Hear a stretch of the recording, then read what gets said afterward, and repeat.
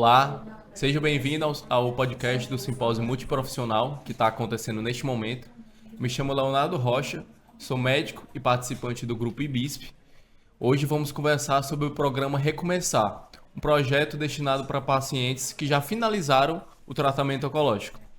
Aqui comigo conto com a presença de duas profissionais da nossa equipe, Ludmila França, psicóloga, e Bruno Nascimento, nutricionista, tudo bom? E vamos conversar sobre como cada área contribui para o processo de recuperação e reintegração do paciente. E já inicio perguntando para as duas, de uma vez, o que é o projeto Recomeçar e qual é o seu objetivo principal? O projeto Recomeçar nasce da necessidade, né, de dar um suporte para esses pacientes que concluíram o acompanhamento, né, tendo em vista que até o momento, né, todos os acompanhamentos eles são destinados aos pacientes ainda em tratamento. Então, durante do diagnóstico até o fim do tratamento, esse paciente ele é super assistido, né? E pós-tratamento a gente vê que fica como se fosse uma lacuna, né? Então, o programa ele vem tentando preencher essa lacuna existente, né? O objetivo seria, né, promover a qualidade de vida, prevenir as recidivas e reinserir esse paciente no seu dia a dia, né, na sociedade. É uma continuidade do que a gente já acompanha esse paciente na clínica durante o tratamento, né? E agora entrando na perspectiva primeiro da psicologia, Ludmila, muitos acreditam que ao encerrar o tratamento, tudo volta ao normal, repentinamente. Mas não é bem assim que acontece, né? Quais são os principais desafios emocionais que você vê que são enfrentados? O câncer se percebe que assim, é um ponto, né, talvez divisor de águas na vida desse paciente.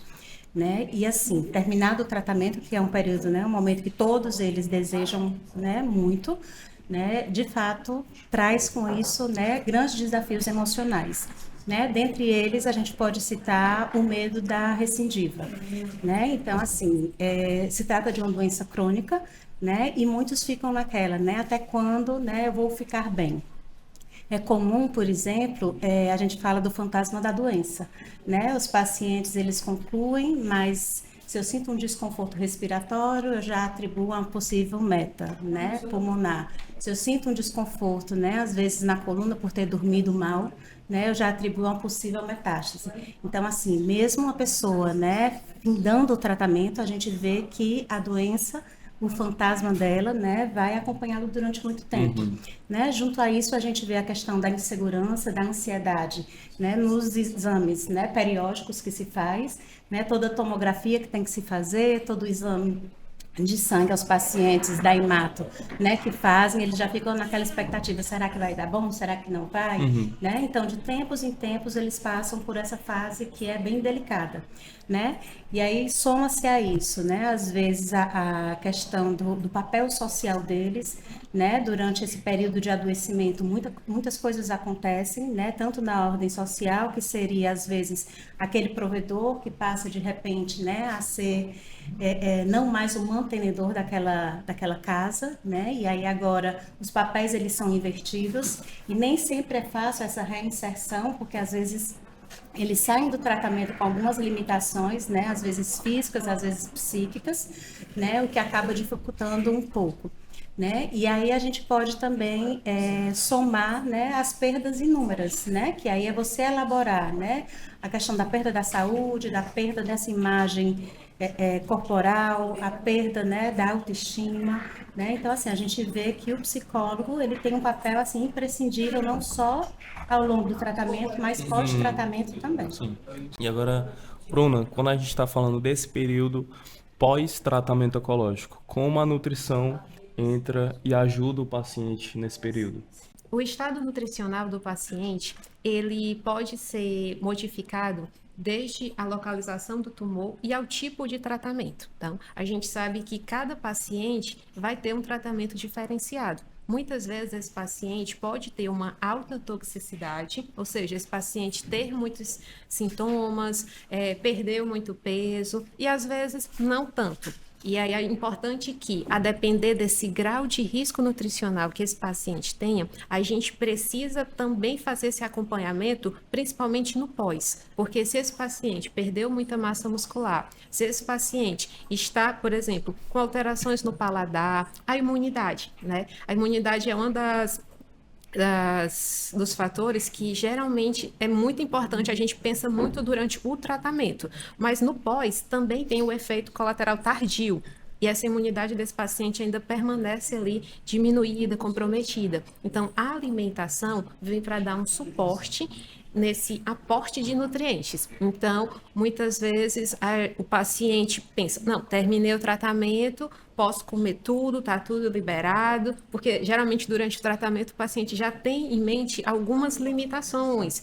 Por exemplo, durante o tratamento, a gente já imagina que esse paciente vai ter que ter um cuidado redobrado com a questão da manipulação dos alimentos, com a procedência desses alimentos. Ele já reduz ali um pouquinho o consumo dos alimentos industrializados, tenta priorizar esses alimentos mais naturais. Isso, durante o tratamento, consegue de uma forma até mais fácil, porque ele já colocou na mente dele que aquilo ali já precisa fazer. Porém, no pós, tem-se aquela ideia de que está tudo liberado, já terminei, é como se fosse assim comemorar uma vitória, e realmente é uma grande vitória. Já acabou, né? Já acabou. Só que não acabou.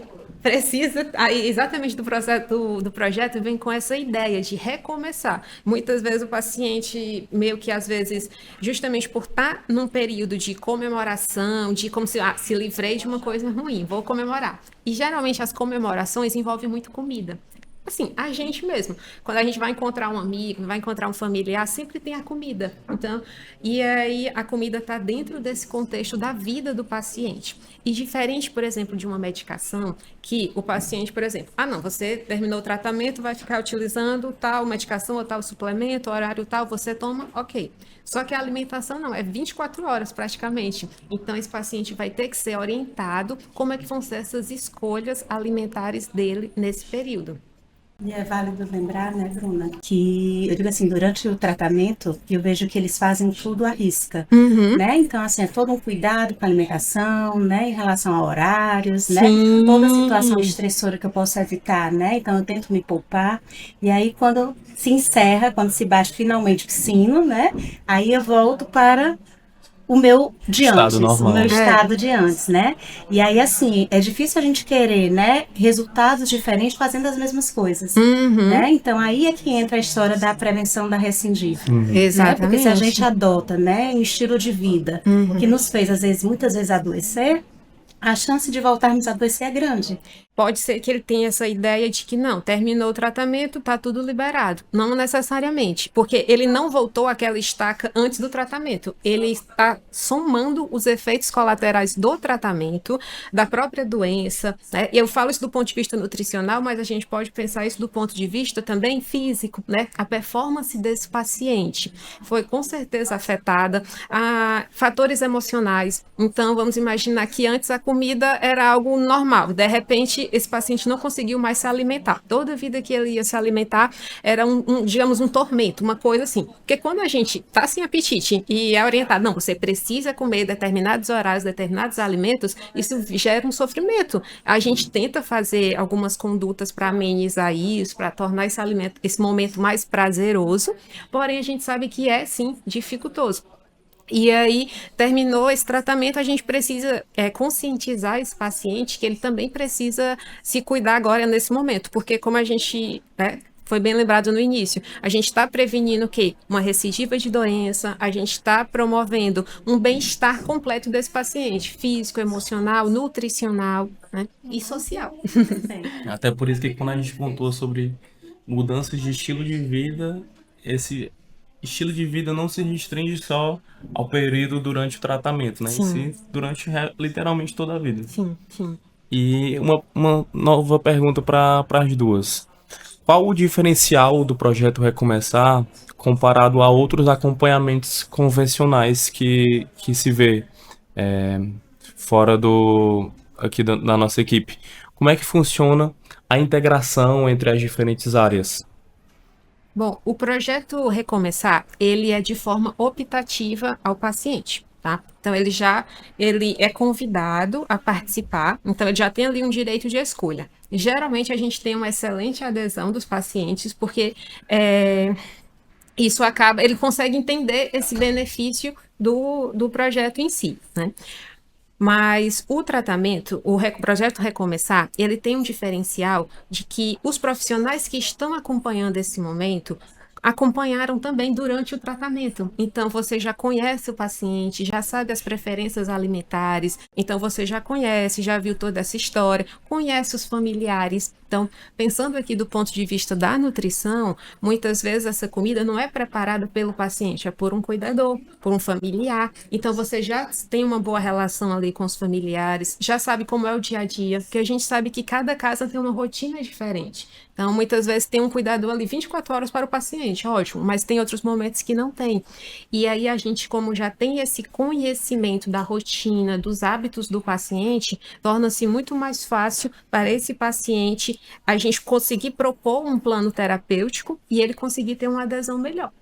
Algumas dificuldades, tipo, quando se está em tratamento, né, você tem o foco todo voltado para as dificuldades relacionadas a essa fase, né, pós-tratamento, que aí vão ser as outras dificuldades, né, que seria em relação a essa reintegração social, né, a retomada do trabalho, né, em relação à minha prática dentro de casa, a questão da sexualidade, né, porque querendo ou não, né, as pacientes de mama, as pacientes dos cânceres ginecológicos, né, a questão também do homem, né, relacionada ao câncer de próstata, é como se eles fossem poupados e não se exige tanto durante o tratamento, porque está em tratamento, né, mas depois a vida é normal, né, e aí às vezes a gente precisa ver como é que está a minha relação com esse novo corpo, né, com essa minha nova forma de estar.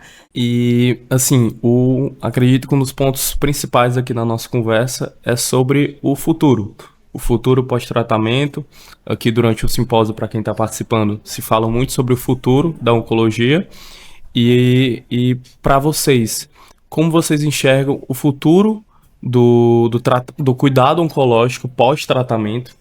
E como é que vocês percebem o espaço desses projetos, como o projeto Recomeçar, nesse cenário?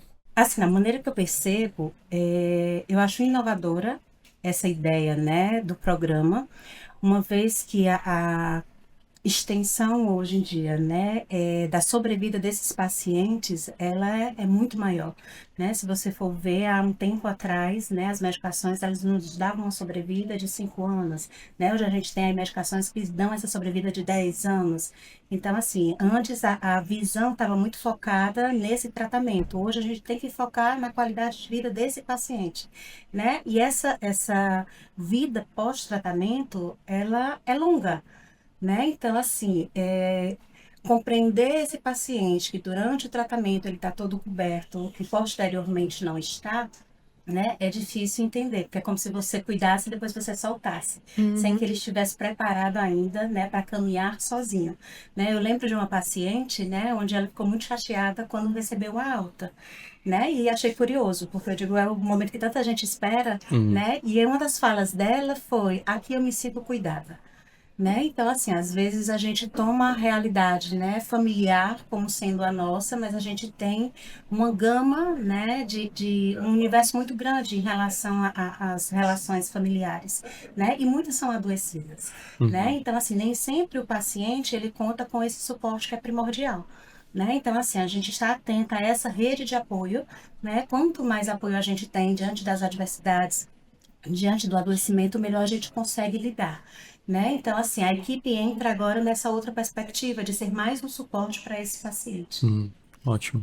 É uma continuidade na jornada oncológica que o paciente está percorrendo. Então, durante aquele período, ele tinha uma atenção maior. Você deu esse exemplo da sua paciente, isso lembrou também, já tive também pacientes assim, e é muito interessante porque naquele momento que ele está na clínica, recebendo a medicação, ele tem um cuidado maior da enfermagem, ele tem geralmente pergunta, como está se sentindo, né? Como é que foram esses últimos dias? Então, tem sempre ali muita atenção de toda a equipe, da parte da nutrição, da parte da fisioterapia, da psicologia, enfim, de toda a equipe. E quando esse paciente finaliza esse tratamento, ele perde aquela, por mais que a gente tente ter aquela continuidade, geralmente o paciente ele dá uma pausa ali, ele já não tem mais aquele acompanhamento. A gente pensa na parte da alimentação, tá conseguindo seguir a dieta, né? Tá conseguindo fazer as recomendações direitinho, e aí pode ser que esse paciente ficasse solto. Então, com o projeto Recomeçar,